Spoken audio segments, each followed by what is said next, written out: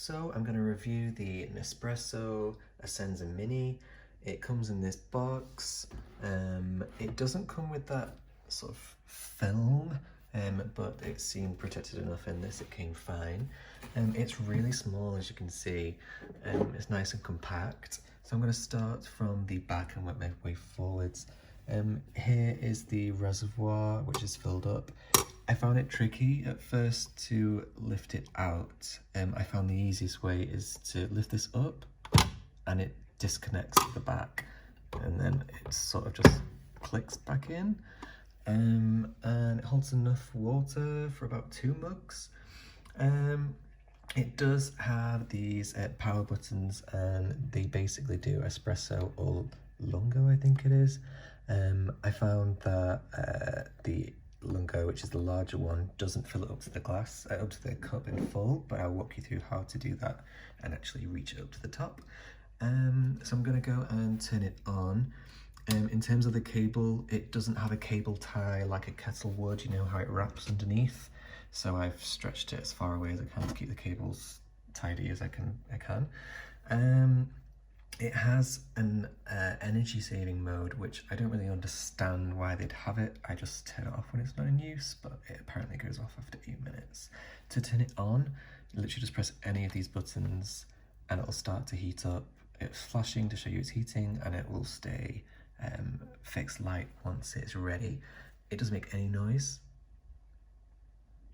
If you can hear noise, that's my fridge. So it's not exactly heating up like a kettle would. I believe it's heating up the pipes, so it's not actually boiling any water. When it pulls and draws the water through, that's when it gets hot, but it's just getting ready. Here's where you would put the capsule. Now it's sort of like an acorn shape, self-explanatory. You pop it in, and it sort of goes in a bit wonky. It looks like it should lie flat like that, but it goes in fine, whatever. I'm going with a decaf right now because I've just finished work. You clunk it down. I mean, it's relatively straightforward. And here is the sort of drip guard, so it will pour through here and catch there. The downside is that because it is so small, mugs don't fit underneath. That's my standard mug size. I do have a glass one, which is slightly smaller, but again, it doesn't fit underneath. So simple solution, this literally just lifts off. But then when the coffee is poured down and you pull it away, it drips. So that's a little bit annoying, but hey ho.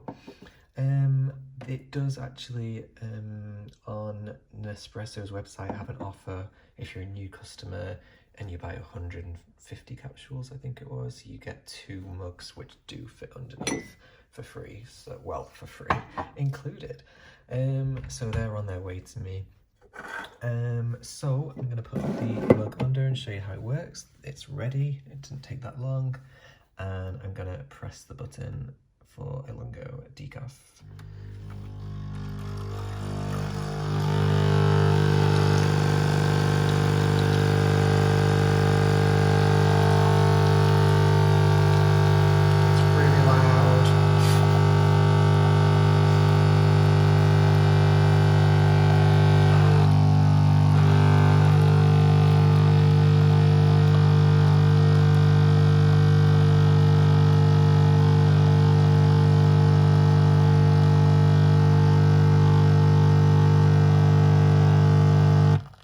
Okay, so it's filled half my mug, and as you can hear, it's very loud.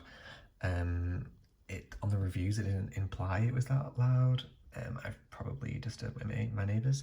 Now, I mentioned to get it filling all the way up, you literally will just hold the button until it goes up to the top where you like it. It will actually remember where you did it. So if you want it to always fill the exact same size mug on your first try, hold it down until it's full, and it will blink and it will remember how much it filled it up for you next time.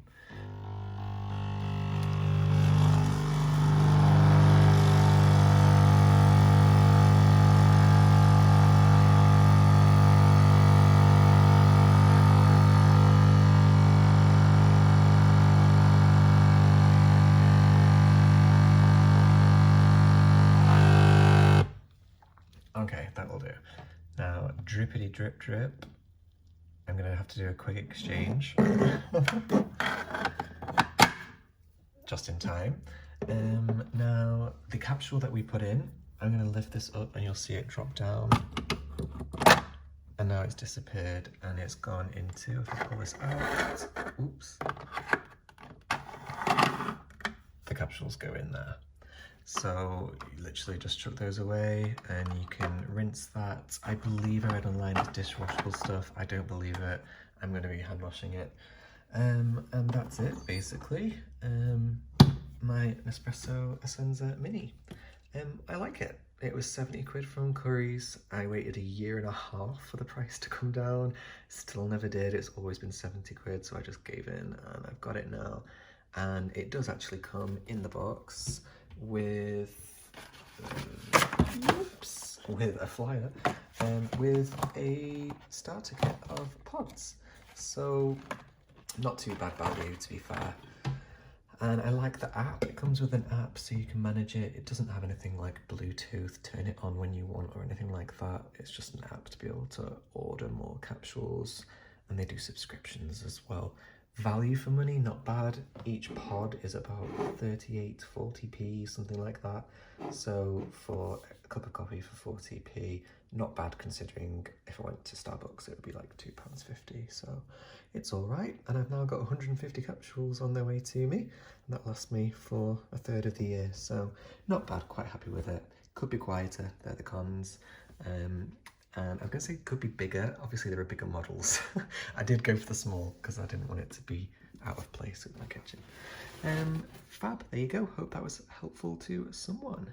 Enjoy. Last thing I forgot to say, interestingly, you know these grades, how they've got the scores of sort of strength, as it were. Nothing to do with how much caffeine there's in it. So it's not strength of the coffee. It says here they basically scale it on their intensity.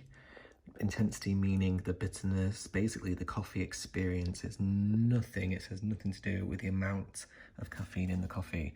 So I thought, where was it? There was one on here, like intensity 4, where is it? Intensity 4. It's like, oh, that's not that strong, I'll be fine. No, it's pretty strong. And stronger ones are intenso. If I want a weaker one, you'd go for the, obviously, decaf, or maybe one that's got something in it. So even a decaf can be intensity 10. Nothing to do with how much caffeine is in it. It's the experience of coffee, the intensity and the experience. So yeah, interesting fact. Right, over now. Okay, I realised that I might not have been as clear as I could be about explaining how to get it to fill your mug every time to the right size. You can override that lungo measurement. So what you would do, let's say it's the first time you've ever made a cup of coffee with this machine, you'd put it under, put your pod in, obviously you've pressed it once to turn it on, let's say it's ready. You would hold that down for your first ever cup of coffee until it's ready, until you got it where you want it to be. Once you've got it where you want it to be, lift off, and it will then blink, and it will now remember that measurement.